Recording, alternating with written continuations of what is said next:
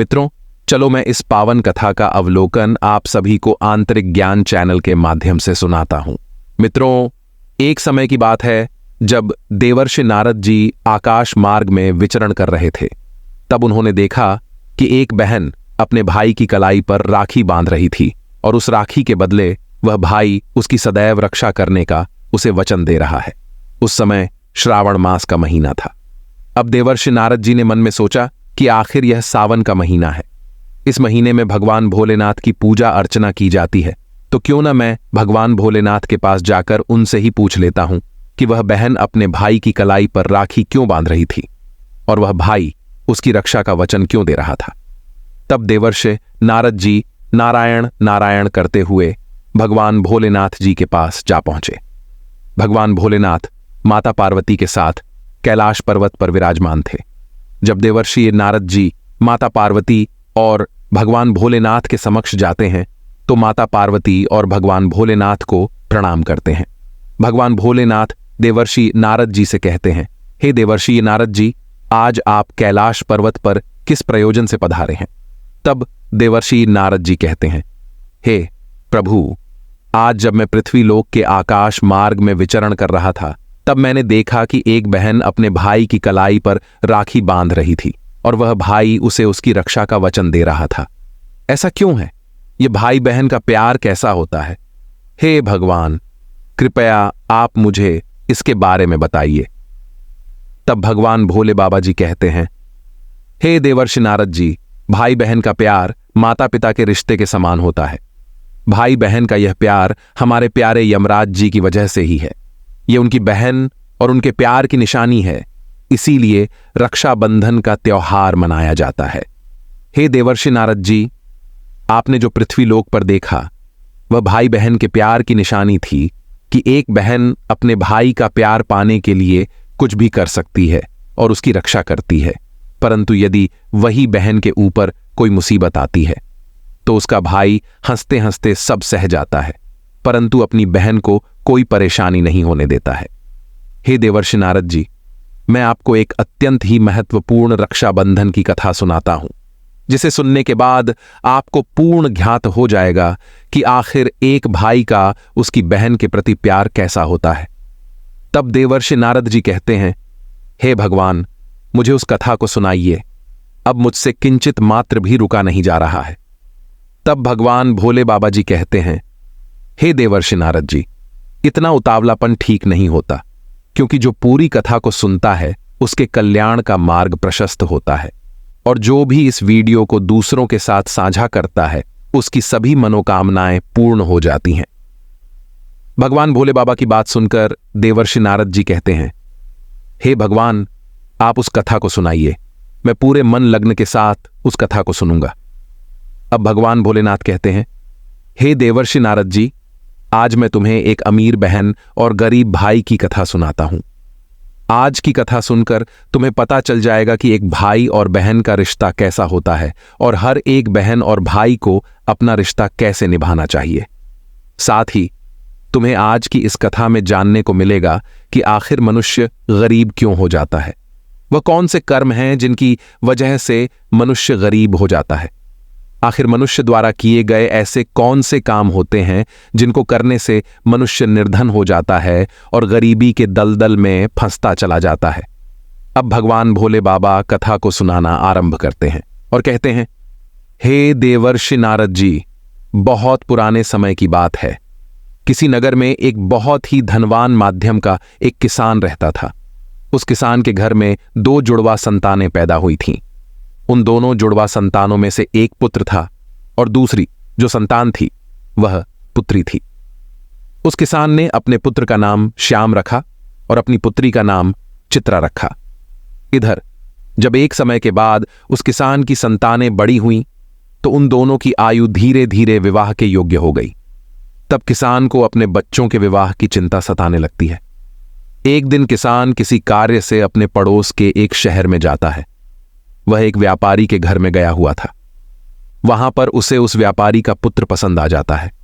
अब घर आकर वह यह बात अपनी पत्नी से बताता है और उस व्यापारी के पुत्र के साथ अपनी बेटी चित्रा का विवाह कर देता है।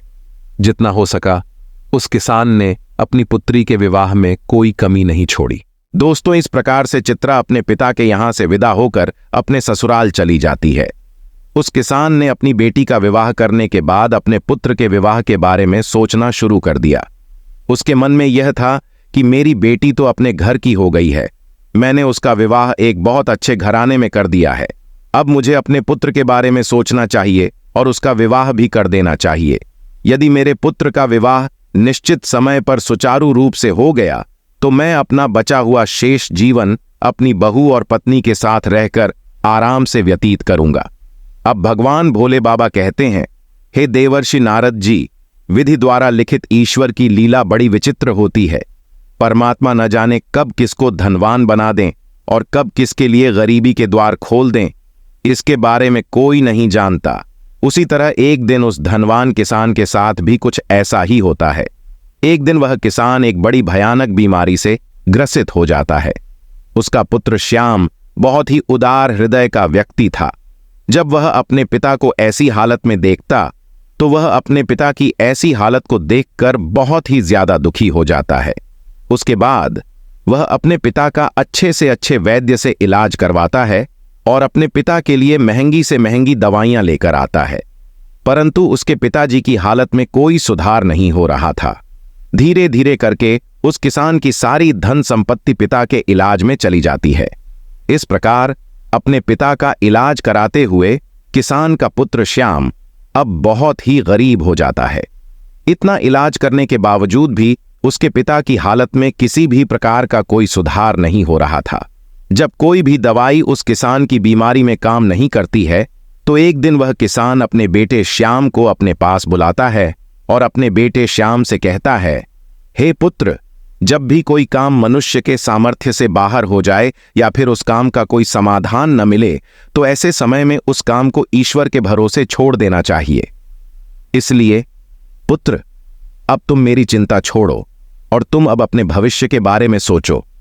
मेरा क्या है, आज नहीं तो कल मुझे इस संसार को छोड़कर जाना ही है। हे पुत्र, मैंने अपनी जिंदगी को बहुत अच्छे से जिया है। मैं भगवान का बहुत धन्यवाद करता हूं कि मुझे तुम्हारे जैसा पुत्र मिला है। मेरी तो जिंदगी अब बहुत ही जल्द समाप्त होने वाली है, परंतु तुम्हारे सामने तो तुम्हारी पूरी जिंदगी पड़ी है। इसलिए हे पुत्र, अब तुम मेरी चिंता करना छोड़ो और अपना विवाह करके अपनी घर गृहस्थी बसा लो। मैं अपने जीते जी अपनी बहू को देखना चाहता हूं, तुम्हें खुश देखना चाहता हूं। हे पुत्र, तुम मेरी बस इतनी सी इच्छा पूर्ण कर दो। अपने पिता के मुख से इन शब्दों को सुनकर श्याम एकदम चुप हो जाता है, क्योंकि वह बेचारा आखिर कर भी क्या सकता था। उसके हाथ में कुछ नहीं था, साथ ही अब उसके घर में जो भी जमा पूंजी थी वह तो उसके पिता के इलाज में सारी की सारी पहले ही खर्च हो चुकी थी। अब श्याम अपने पिताजी से कहता है, हे पिताजी, अगर आपको मेरी शादी हो जाने पर खुशी मिलती है तो जैसा आपको उचित लगे आप वैसा करिए। इसके बाद वह गरीब किसान अपने पुत्र श्याम की शादी एक गरीब घर की कन्या से करवा देता है। श्याम की पत्नी बहुत ही संस्कारी थी, वह अपना पराया सब कुछ समझती थी। अब श्याम की शादी के कुछ दिनों बाद ही उसके ऊपर एक गाज गिरी। बीमारी की वजह से उस किसान की मृत्यु हो गई। इधर पिता की मृत्यु के बाद श्याम अपने पिताजी का पूरी रीति रिवाज से अंतिम संस्कार करता है। श्याम के पास जो कुछ खेत खलिहान था वह सब कुछ पिता की बीमारी के इलाज में पहले ही जा चुका था, और अब श्याम के पास जो कुछ भी जमा पूंजी बची हुई थी वह इस पूंजी से अपने पिता का अंतिम संस्कार और प्रीति भोज करने में समाप्त हो जाती है। इस प्रकार से श्याम अब और भी ज्यादा गरीब हो जाता है। मित्रों, जब श्याम एक दिन बिल्कुल ही कंगाल हो जाता है तो वह गांव के बाहर जाकर अपनी पत्नी के साथ एक झोपड़ी को बनाकर रहने लगता है। श्याम पहले से ही मेहनती तो था ही, अब वह दूसरों के खेतों में मेहनत मजदूरी करके अपना और अपनी पत्नी का पेट पालने लगता है। अब इधर बहन को जब पता चला कि उसके पिता की मृत्यु हो गई है तो वह भी दुखी हो जाती है। साथ ही उसे जब यह पता चलता है कि उसके भाई ने अपने पिता की सारी पूंजी को उनके इलाज में खर्च कर दिया है, तो श्याम की बहन चित्रा, जिसका विवाह एक धनी व्यापारी के घर में हुआ था, उसे जब अपने भाई की स्थिति के बारे में पता चलता है तो वह धनवान बहन अपने गरीब भाई से घृणा करने लगती है। मित्रों, अब भगवान भोलेनाथ कहते हैं, हे देवर्षि नारद जी, कलयुग का प्रत्येक मनुष्य धन का लोभी होता है। जैसे श्याम की बहन श्याम के पास धन न देखकर अपने ही सगे भाई से घृणा करने लगी। वह मन में सोचने लगी कि मेरा भाई अब तो बिल्कुल ही कंगाल हो चुका है। उसका घर, जमीन सब बिक चुका है और अब उसके पास एक फूटी कौड़ी भी नहीं बची है। यदि वह ऐसी हालत में मेरे ससुराल आता है तो उसे देखकर मेरी देवरानियां और जेठानियां मेरा बड़ा ही अपमान करेंगी और मेरा मजाक बनाएंगी कि तेरे मायके वाले तो बिल्कुल ही कंगाल हैं। अब ऐसे में मेरे ससुराल में मेरी बहुत ही ज्यादा बदनामी हो जाएगी। अपनी बेइज्जती न हो, इस डर से वह चित्रा अपने सगे भाई से रिश्ता तोड़ देती है। वह बहन अपने भाई के लिए इतनी निर्दय हो जाती है कि वह चित्रा अपने पिता की ही तेरवियों पर नहीं जाती है और न ही अपने भाई का हाल पूछती है, और न तो चित्रा अपने भाई को अपने ससुराल बुलाती है और न ही कभी अपने भाई के घर जाती है। जब श्याम को चित्रा के ऐसे बर्ताव के बारे में पता चला तो अब श्याम को धीरे धीरे अच्छी तरह से पता हो जाता है कि अब मेरी प्यारी सी मुस्कान वाली जो बहन हुआ करती थी, वही बहन आज मुझसे नफरत क्यों कर रही है। इसलिए श्याम भी अपनी बहन के ससुराल कभी नहीं जाता है। इस प्रकार से चित्रा तो बड़े ऐशो आराम के साथ में अपने ससुराल में अपनी जिंदगी गुजार रही थी, परंतु श्याम मेहनत मजदूरी करने के बाद भी अपनी पत्नी के साथ झोपड़ी में रहकर किसी तरह से अपने जीवन के दिनों को काट रहा था। अब भगवान भोले बाबा कहते हैं, हे देवर्षि नारद जी, ऐसे ही करते करते कुछ साल गुजर जाते हैं। इन बीते हुए सालों में श्याम को एक पुत्र हुआ और वह पुत्र कब 15 साल का हो गया उसे पता ही नहीं चला। इधर अब चित्रा की भी संतानें बड़ी हो चुकी थीं। कुछ साल गुजरने के बाद एक दिन श्याम की बहन चित्रा के लड़के का विवाह तय हो जाता है, लेकिन श्याम की बहन चित्रा ने अपने भाई को निमंत्रण का आमंत्रण नहीं दिया। जब श्याम को इस बात का पता चलता है कि उसके भांजे की शादी होने वाली है, तो इस बात को सुनकर श्याम बहुत ही प्रसन्न हो जाता है और अपनी पत्नी के पास जाकर इस बात की खबर देता है। वह अपनी पत्नी से कहता है, हे प्रिय, मेरी प्यारी बहन के पुत्र, मेरे भांजे का विवाह तय हो गया है, हमें वहां चलना चाहिए। श्याम की पत्नी का नाम दिव्यानी था। जब श्याम अपनी पत्नी दिव्यानी को यह बातें बताता है कि मेरी बहन के बेटे की शादी है और हम सभी को बहन के घर जाना है, तब अब श्याम की पत्नी को इस बात की जानकारी होती है कि ननद के बेटे की शादी है, तो वह इस बात को सुनकर अत्यंत ही खुश हो जाती है। अब वह सोचने लगती है, चलो इसी बहाने से सही कम से कम मैं अपनी ननद से जाकर मिल तो आऊंगी और उसके घर को देखाऊंगी। दिव्यानी खुश होकर अपने पति से कहती है, हे पतिदेव, मैं आपके साथ में जरूर चलूंगी, लेकिन पहले मुझे यह बताओ, क्या हमारी प्यारी ननद ने हमारे लिए निमंत्रण का आमंत्रण पत्र भेजा है या नहीं? अपनी पत्नी के मुख से इन बातों को सुनकर श्याम बिल्कुल ही चुप हो जाता है। अपनी पत्नी दिव्यानी से कहता है कि हे प्रिय, न्योता तो नहीं आया है, पर मुझे यह दूसरों के द्वारा खबर मिली है कि हमारे भांजे की शादी है। परंतु इससे क्या फर्क पड़ता है कि न्योता आया है कि नहीं, आखिर वह भी तो हमारी बहन का ही बेटा है। तब दिव्यानी अपने पति श्याम से कहती है, हे प्रिय, देखो बात तो आपकी सही है कि आपके भांजे की शादी है, लेकिन बिना निमंत्रण के ननंद के घर जाना उचित नहीं है और आपको भी वहां नहीं जाना चाहिए। अब श्याम अपनी पत्नी दिव्यानी को समझाता है कि हे प्रिय, चित्रा के ससुराल वाले बड़े ही धनवान आदमी हैं, शादी ब्याह का घर है, जल्दबाजी में उन्हें हमारी याद नहीं रही होगी, या फिर हो सकता है कि उन्होंने हमारे यहां पर निमंत्रण भिजवाया हो, लेकिन निमंत्रण वाला पर्चा हमारे पास तक नहीं पहुंचा हो। इसलिए हे प्रिय, तुम किसी भी प्रकार का कोई भी सोच विचार मत करो और बच्चे को तैयार करके मेरे साथ तुम भी बहन के घर के लिए चलो। जब दिव्यानी ने अपने पति श्याम की इन बातों को सुना, तब उसने जवाब दिया। दिव्यानी कहने लगती है, हे पिया, यदि तुम जाना चाहते हो तो तुम जा सकते हो, लेकिन बिना निमंत्रण के मैं नहीं जाऊंगी। श्याम ने जब अपनी पत्नी के मुख से ऐसी बातें सुनी तो श्याम कहता है, ठीक है, यदि तुम्हारी यही इच्छा है तो तुम बच्चों के साथ घर पर ही रहो। मैं अकेला चित्रा के ससुराल के लिए चला जाता हूं। यदि मैं अपनी बहन के ससुराल नहीं गया तो मेरी बहन की देवरानी और जेठानी मेरी बहन को ताना मारेगी और कहेंगी कि खर्चा ना हो जाए, इसीलिए तेरा भाई नहीं आया। अब इतना कह करके श्याम घर के अंदर से बाहर चला जाता है। अब भगवान भोले बाबा कहते हैं, हे देवर्षि नारद जी, अब श्याम जो था वह बहुत ही ज्यादा गरीब हो चुका था। श्याम के पास चावल और वस्त्र खरीदने के लिए पैसे नहीं थे। अब श्याम अपनी बहन के घर जाने के लिए अपने मित्र से थोड़े से पैसे उधार लेता है। श्याम ने उधार लिए हुए पैसों से अपनी बहन चित्रा और अपने बहनोई के लिए सुंदर सुंदर वस्त्र खरीदता है और उन कपड़ों को लेकर के श्याम सुबह अपनी बहन के ससुराल के लिए चल देता है। पैदल चलते चलते श्याम को सुबह से शाम हो जाती है। तब वह अपनी बहन के दरवाजे पर पहुंचता है और दरवाजे के एक तरफ जाकर के खड़ा हो जाता है।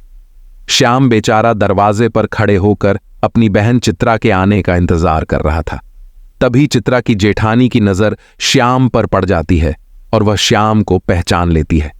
श्याम को देखने के बाद चित्रा की जेठानी जाकर चित्रा से बताती है कि बहन चित्रा, आज तेरा भाई तेरे घर आया है, जाकर देख, तेरा भाई तेरे दरवाजे पर खड़ा है।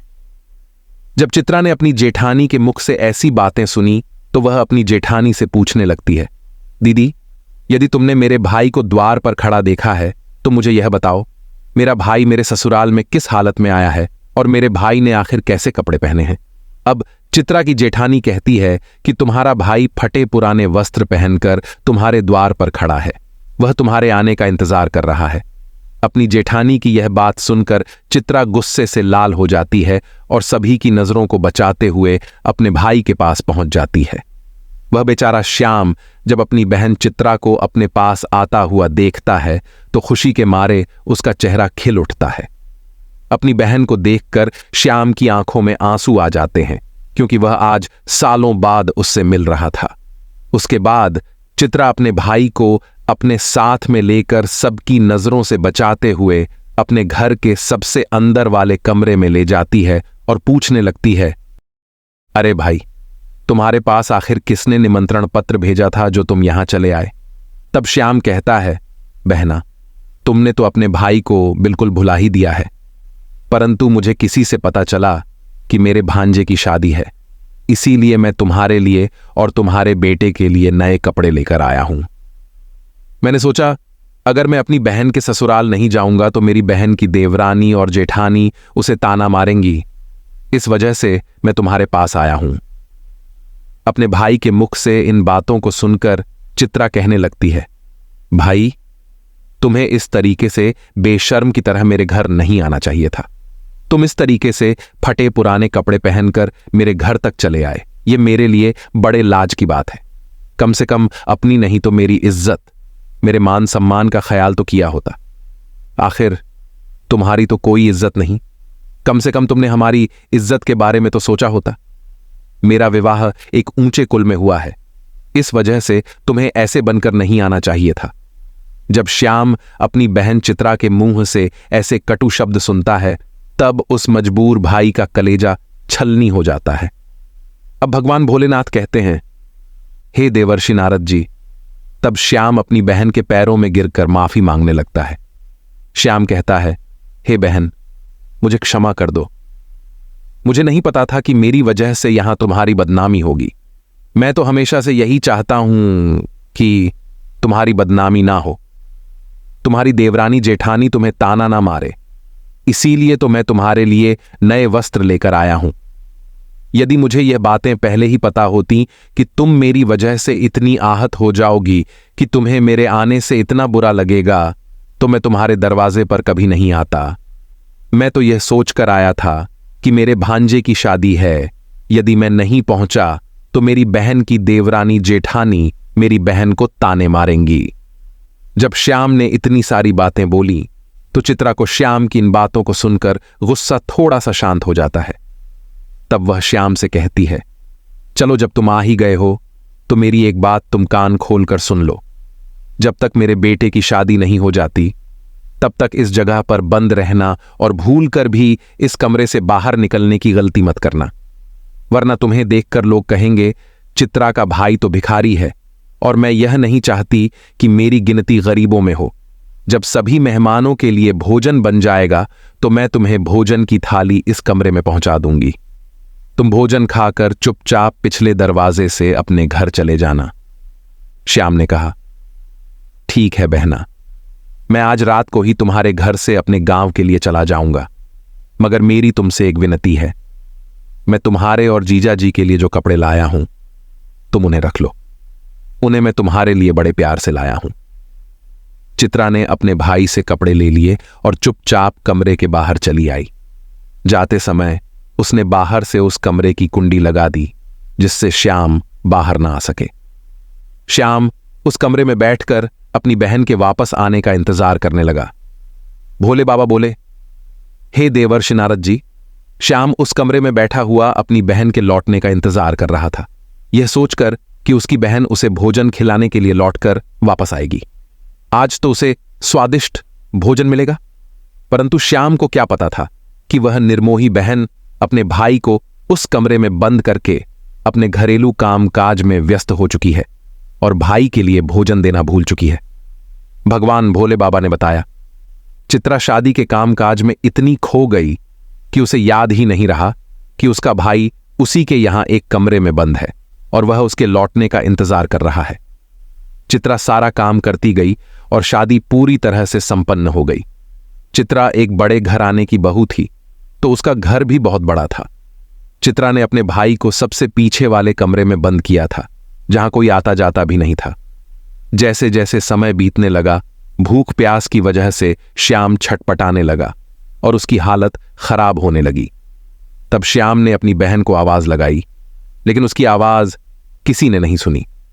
चित्रा शादी के बाद की रस्मों में व्यस्त थी।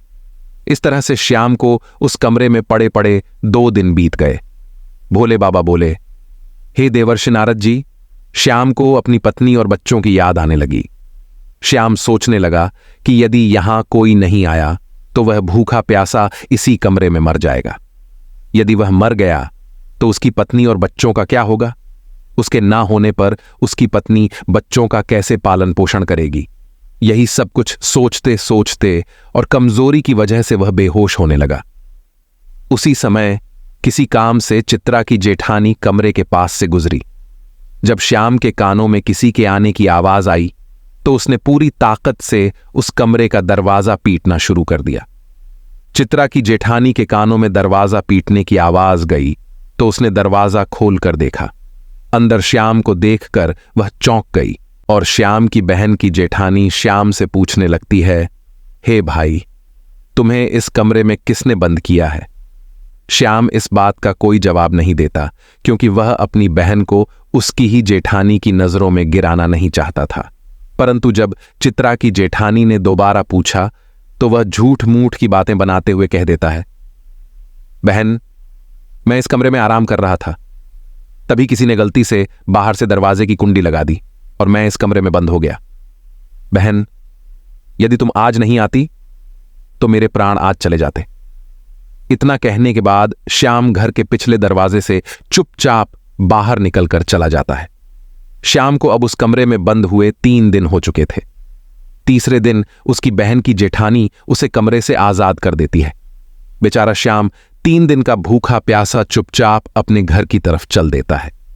चलते चलते काफी दूर निकल जाता है तो भूख प्यास के मारे उससे ठीक से रास्ते पर चला भी नहीं जा रहा था। उसे 1 कदम चलते ही चक्कर आने लगता था। जब श्याम चलते चलते खूब थक जाता है और फिर श्याम का सिर चकराता है और वह जमीन पर गिरने वाला ही होता है कि तभी वहां पर कहीं से एक बूढ़ी औरत आ जाती है। वह बूढ़ी औरत श्याम को जमीन में गिरने से पहले ही पकड़ लेती है। कुछ घंटों बाद जब श्याम को होश आता है तो वह खुद को उस औरत की गोद में पाता है। वह तुरंत ही उठकर खड़ा हो जाता है और खड़े होने के बाद वह बूढ़ी औरत से कहता है, हे मां, तुम कौन हो? जिस बूढ़ी मां की गोद में वह बेचारा श्याम लेटा हुआ था वह बूढ़ी मां साक्षात देवी मां थीं, क्योंकि श्याम की पत्नी दिव्यानी रोज उस देवी मां की पूजा किया करती थी और पूर्ण श्रद्धा भाव से देवी मां की भक्ति किया करती थी। इसीलिए जब श्याम चक्कर खाकर गिरने वाला हुआ था तो उसी समय पर देवी मां प्रकट होकर श्याम को संभाल लेती हैं और श्याम का सिर अपनी गोद में रखकर उसे सुला लेती हैं। भगवान भोले बाबा कहते हैं, हे देवर्षि नारद जी, वह बूढ़ी मां श्याम के प्रश्न का जवाब देते हुए कहती हैं, मैं एक दुखिया हूं और इस जंगल को अपना घर समझकर जंगल के बीचों बीच वास करती हूं। तब श्याम उस बुढ़िया को प्रणाम करके अपने घर के लिए वहां से चलने को तैयार होता है। तभी उस समय पर बूढ़ी औरत कहती है, बेटा, तुम कहां से आ रहे थे और इधर कहां को जा रहे हो?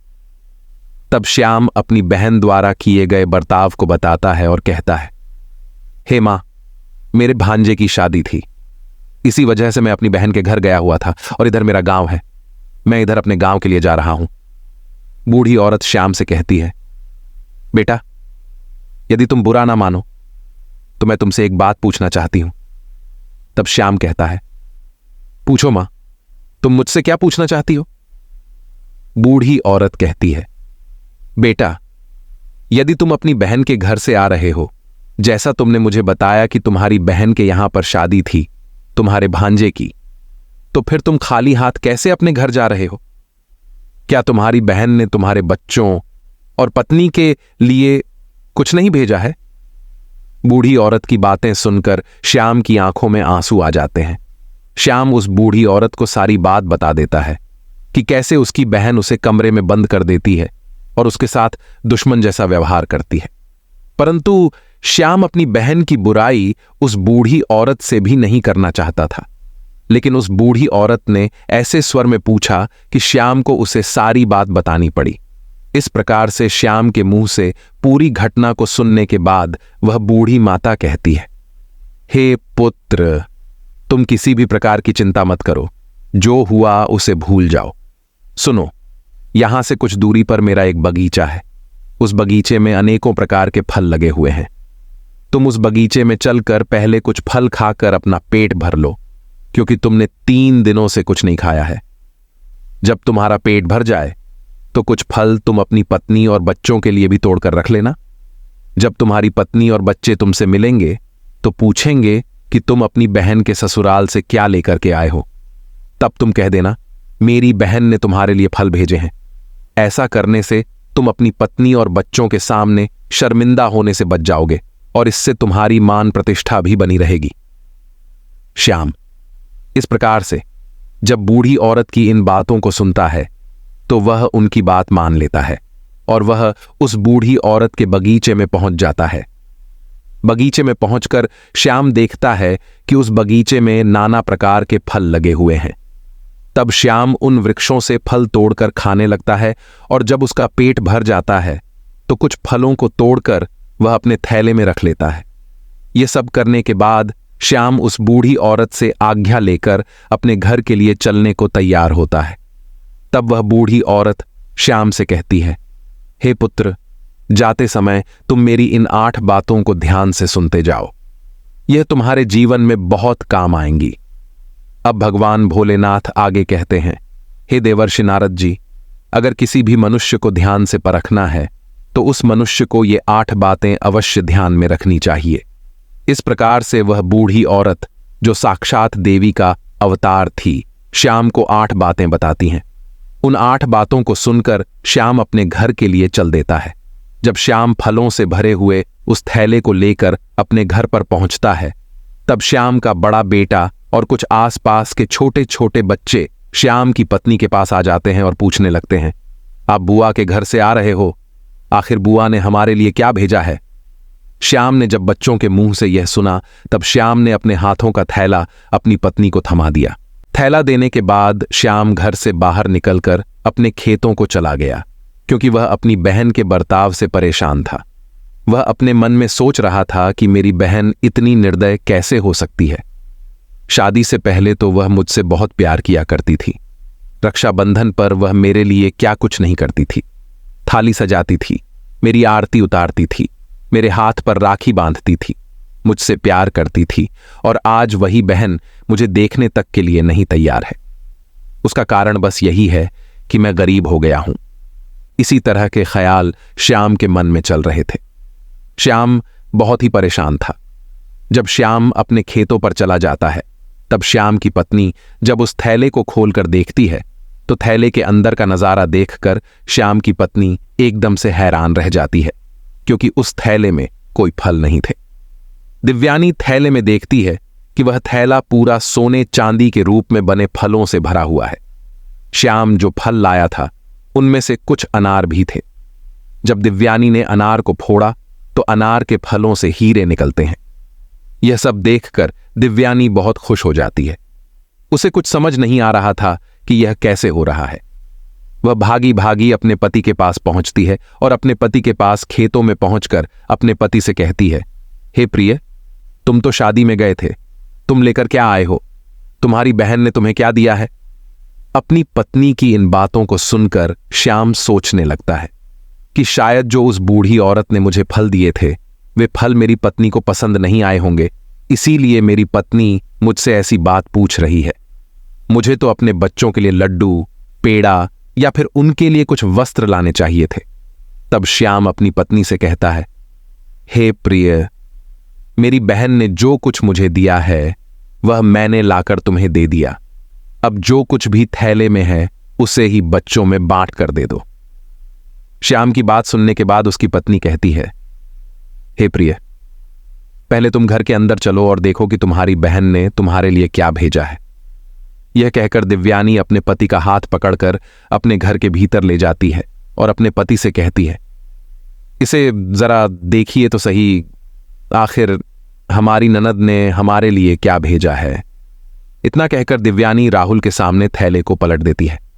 थैला पलटते ही अंदर से हीरे, मोती, सोना, चांदी निकलते हैं। दिव्यानी कहती है, आखिर हमारी ननद ने तो हमारा भाग्य ही बदल दिया है। उन्होंने फलों में छुपाकर हमें हीरे मोती भेजे हैं। जब यह नजारा श्याम देखता है तो उसे समझ आ जाता है कि रास्ते में जो बूढ़ी औरत मिली थी वह कोई साधारण औरत नहीं थी। वह बूढ़ी औरत कोई देवी मां थी। उन्हीं की वजह से यह सब हुआ है। मेरी बहन ने तो मुझे कुछ नहीं दिया था। वह इस बारे में अपनी पत्नी से कुछ भी नहीं बताता है। श्याम मन ही मन उस बूढ़ी औरत का धन्यवाद करता है। इस प्रकार से श्याम को बहुत सारा धन मिल जाता है और श्याम पहले से भी ज्यादा धनवान बन जाता है। कुछ समय बाद श्याम अपनी पत्नी और बच्चों के लिए एक अच्छा सा आलीशान महल बनवा लेता है और बड़ी शान और शौकत के साथ राजा महाराजाओं की तरह उस महल में रहने लगता है। पहले जो लोग श्याम से बातें भी नहीं करते थे वे सभी लोग भी श्याम को ऐसा देखकर उसका मान सम्मान करने लगते हैं। धीरे धीरे जब श्याम का महल तैयार हो जाता है और उसकी राजा महाराजाओं जैसी शान शौकत हो जाती है तो एक दिन श्याम की पत्नी दिव्यानी अपने पति से कहती है, हे प्रिय, बहुत ही जल्द सावन का महीना आने वाला है और सावन के महीने में सभी स्त्रियां अपने पिता के घर जाती हैं, इसलिए तुम भी अपनी बहन के ससुराल जाओ और मेरी ननद को मेरे घर बुलाकर लाओ। इसी बहाने वे अपने घर को घूम जाएंगी और मैं भी अपनी ननद से मिल लूंगी।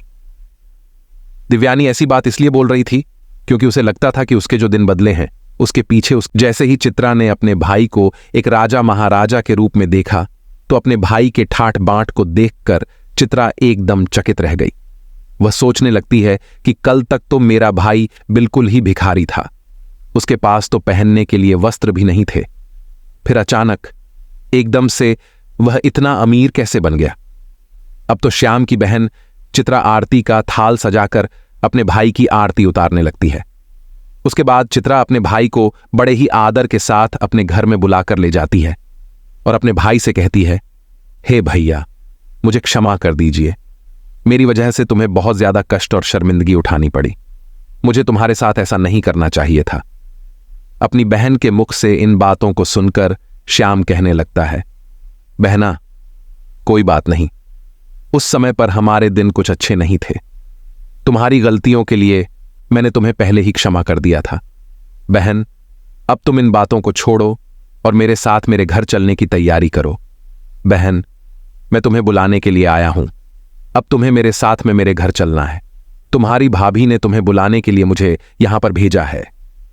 इतना सुनकर चित्रा खुशी खुशी अपने भाई के घर पर चलने के लिए तैयार हो जाती है और तैयार होकर चित्रा अपने भाई के रथ में बैठ जाती है। अब भगवान भोले बाबा आगे कहते हैं, हे देवर्षि नारद जी, एक भाई जिसकी बहन ने उसे गरीब होने पर खाने तक के लिए नहीं पूछा, और वही भाई जिसके पास धन आते ही वह अपनी बहन को बुलाने के लिए उसके ससुराल चला गया और उसकी सारी गलतियों को भूल गया। इस तरीके से जब श्याम की बहन अपने नैहर में पहुंचती है तो अपने भाई की शान ओ शौकत को देखकर एकदम से दंग रह जाती है। वह देखती है कि एक भव्य आलीशान महल है और महल के अंदर अनेक प्रकार के नौकर चाकर लगे हैं और अन्न के भंडार भरे हुए हैं। चित्रा अपने भाई की ऐसी स्थिति को देखकर एकदम से हैरान रह जाती है। महल में पहुंचने के बाद श्याम की पत्नी दिव्यानी भी अपनी ननद की खूब सेवा करती है। 7 दिनों तक वह उसे अपनी पलकों पर बिठाकर रखती है। दिव्यानी को लगता था कि यह सब शानो शौकत हमारी ननद की वजह से है। अपनी ननद की मदद के कारण ही हम इस मुकाम पर पहुंचे हैं। उसकी सोच अपनी ननद के प्रति अडिग थी। श्याम ने कभी अपनी पत्नी को अपने अमीर होने की बात नहीं बताई थी। श्याम नहीं चाहता था कि उसकी पत्नी उसकी बहन से द्वेष करे कि यह सब उसकी बहन चित्रा की वजह से नहीं, देवी मां के आशीर्वाद से हुआ है। परंतु श्याम अपनी बहन को भी इसमें शामिल रखता था, क्योंकि अगर उसकी बहन उसके साथ ऐसा व्यवहार नहीं करती तो शायद उसे देवी मां का आशीर्वाद प्राप्त नहीं होता। श्याम की पत्नी दिव्यानी इस बात से अवगत नहीं थी। ये सोचकर दिव्यानी अपनी ननद की खूब ज्यादा सेवा करती है और अपनी ननद का खूब ख्याल रखती है। कुछ दिन बीतने के बाद जब श्याम की बहन चित्रा अपने ससुराल जाने को तैयार होती है तो श्याम की पत्नी दिव्यानी अपने पति से कहती है, हे प्रिय, कल तुम्हारी बहन अपने घर जाएगी, इसलिए तुम बाजार जाओ और बाजार जाकर अपनी बहन के लिए कोई अच्छा सा तोहफा लेकर आओ। अपनी पत्नी की बात को सुनकर श्याम घर से चला जाता है और श्याम एक मोची की दुकान पर पहुंचता है और मोची से कहता है, हे मोची भाई, मुझे अपनी बहन के लिए बोलने वाली जूती बनवानी है। क्या तुम मेरी बहन के लिए बोलने वाली जूती बना सकते हो? मोची कहता है, हे सेठ, मैं बोलने वाली जूती बना तो दूंगा, लेकिन उसकी बनवाने की कीमत बहुत ज्यादा लगेगी। तब श्याम उस मोची से कहता है, भाई, मैं तुम्हें मुंह मांगा पैसा दूंगा, लेकिन तुम ऐसी जूतियां बना दो कि वे जूतियां जब भी मेरी बहन पहनकर चले तो वे जूतियां बारी बारी से मैं आपको जो यह 8 बातें बताने वाला हूं उन 8 बातों को बोले। इसके बाद श्याम ने मोची को विज्ञान की 8 बातें बताईं, जो बातें उसे उस बूढ़ी औरत ने चलते समय श्याम को बताई थीं। अब भगवान भोलेनाथ कहते हैं, हे देवर्षि नारद जी, अब श्याम मोची से कहता है कि हे मोची भाई, अब मैं तुम्हें वह ज्ञान की बातें बताता हूं। इस प्रकार से श्याम बारी बारी से वे बातें मोची को बताता है। श्याम कहता है कि पहली बात तो यह है कि कहीं मानवता की भूल होती है, अज्ञानता, निर्धनता का मोल। श्याम दूसरी बात बताता हुआ कहता है कि समय भरोसे जो बैठा रहता है सदा गरीब बना रहता है। वह मनुष्य अपने काम और बल पर ध्यान नहीं देता, यही गरीबों का एक लक्षण है। उसका नसीब आलस में ही बीतता है। तीसरी बात, जो मनुष्य सदा ही परिवर्तनहीन कर्म करता वह भी सदैव निर्धन ही रहता है। चौथी बात यह है कि गरीबी से बड़ा कोई अभिशाप नहीं है, इसीलिए ज्ञान को हासिल करके अज्ञान को दूर करो। पांचवीं बात, आप दोष समय को नहीं दो, मजबूत कर्म साधना में जुटो और अपनी गरीबी दूर करो। छठी बात, कर्म कभी कोई कार्य नहीं करता है, नसीब सदैव भाग्य भरोसे नहीं बैठता है, वह मानव के द्वारा किए गए परिश्रम के भरोसे बैठता है। सातवीं बात, अज्ञानी से सदा ही प्रेम करो। एक गरीब आदमी गरीबी को बारंबार विजय करने वाला एक विजेता होता है। ज्ञान सदैव हथियार का काम करता है। आठवीं बात बताते हुए श्याम मोची से कहता है कि मोची भाई, मेरी बहन जब 8वां कदम रखे तो जूतियां बस यही बात बोले कि पैसों के बाजार में बदल गई तहजीब, धन दौलत से जुड़ रहे रिश्ते हुए गरीब। श्याम मोची से कहता है, गरीब की मुस्कान में उसके संघर्षों की कहानी छुपी होती है। फिर श्याम मोची से कहता है, हे मोची भाई, ऐसी 8 बातें बोलने वाली मुझे जूतियां बना दो। जब यह 8 बातें वह जूतियां बोलेगी और जब मेरी बहन इन बातों को सुनेगी तो उसे अपनी गलती का एहसास होगा कि उसने कैसे पैसे के घमंड में आकर के अपने भाई का ऐसा अपमान किया था। उसे अपने भाई का अपमान नहीं करना चाहिए था। श्याम उस मोची से अपनी बहन के लिए हीरे मोतियों से जड़ी हुई सोने और चांदी की जूतियां बनवा लेता है और उन जूतियों को ले जाकर अपनी बहन के लिए उपहार स्वरूप दे देता है। सोने चांदी की जूतियां को देखकर चित्रा का चेहरा एकदम खिल सा जाता है, क्योंकि वह धन की लोभी तो पहले से ही थी। इस वजह से सोने चांदी हीरे जवाहरात की जूतियां देखकर उसके मन में और लालच आया।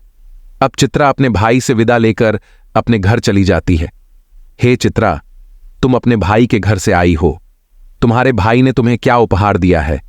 तब चित्रा अपनी देवरानी, जेठानी, सास ससुर और अपने देवर जेठ को अपने भाई द्वारा दी हुई भेंट दिखाती है और कहती है, देखो, मेरे भाई ने मुझे सोने चांदी से जड़ी हुई हीरे मोतियों से सजी यह जूतियां दी हैं। तब चित्रा उन जूतियों को पहन करके चलकर दिखाती है। जैसे ही चित्रा उन जूतियों को पहनकर चलती है तो जूतियां बोलती हैं, पैसों के बाजार में बदल गई तहजीब, धन दौलत से जुड़ रहे रिश्ते हुए गरीब। जब चित्रा इस बात को सुनती है तो उसका सर शर्म से नीचे झुक जाता है और अपने भाई को याद करके एकदम से रोने लगती है। जब चित्रा का ऐसे लटका हुआ मुंह उसकी देवरानी जेठानी देखती हैं तो वे पूछती हैं, चित्रा, आखिर क्या हुआ जो तुम अचानक से रोने लगी?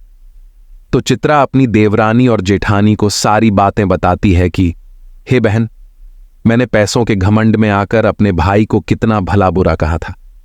मैंने अपने भाई को एक गिलास पानी तक नहीं पूछा था। आज देखो, मेरे भाई ने मुझे कितनी कीमती जूतियां बनवा कर दी हैं। अब तो मुझे अपने आप से घृणा होने लगी है। मैं तो जीना नहीं चाहती। तभी चित्रा की जेठानी उसे समझाने लगती है, हे बहन, जो भी कुछ हुआ उसे भूल जाओ। आगे से याद रखना, कभी किसी के साथ ऐसा बर्ताव मत करना, क्योंकि जो व्यक्ति धन दौलत का घमंड करता है उससे माता लक्ष्मी हमेशा के लिए दूर चली जाती है। इसलिए मेरी ये बातें तुम सदा याद रखना। और इस तरीके से चित्रा की जेठानी चित्रा को समझाती है, जिससे अब चित्रा भी प्रेम व्यवहार के साथ सबसे पेश आने लगी थी। अब भगवान भोलेनाथ कहते हैं, हे देवर्षि नारद जी, भाई बहन का प्यार अमोघ होता है। उसमें यदि एक समय के लिए दरार आ भी जाती है तो कुछ समय पश्चात वह पुनः भर जाती है, जैसे श्याम और उसकी बहन चित्रा के बीच की दरार भर गई। श्याम की पत्नी दिव्यानी की वजह से श्याम पुनः एक धनवान व्यक्ति बन पाया और बहन की आंखों पर जो माया की एक धुंधली पट्टी चढ़ गई थी वह भी श्याम ने उन बोलने वाली जूतियों के माध्यम से हटवा दी। अंत में सब ठीक ही होता है। अगर कोई किसी चीज को दिल से चाहे तो ईश्वर सदैव ही उस कार्य को करने में उसकी मदद करते हैं। अब देवर्षि नारद जी कहते हैं, हे प्रभु, आपने मुझे जो यह कथा सुनाई है, यह कथा सद्गुण संपन्न है। आपका मुझे इस कथा का अवलोकन करने के लिए धन्यवाद। दोस्तों, आपको हमारे वीडियो के द्वारा दिया गया ज्ञान कैसा लगा? कृपया हमें कमेंट करके अवश्य बताइएगा। साथ ही आप सभी से विनम्र निवेदन है कि हमारे चैनल को सब्सक्राइब अवश्य कर लें और जितना हो सके इस वीडियो को ज्यादा से ज्यादा शेयर करें ताकि सभी को इसके बारे में पता चल सके। दोस्तों, वीडियो को यहां तक देखने के लिए आप सभी का तहे दिल से धन्यवाद।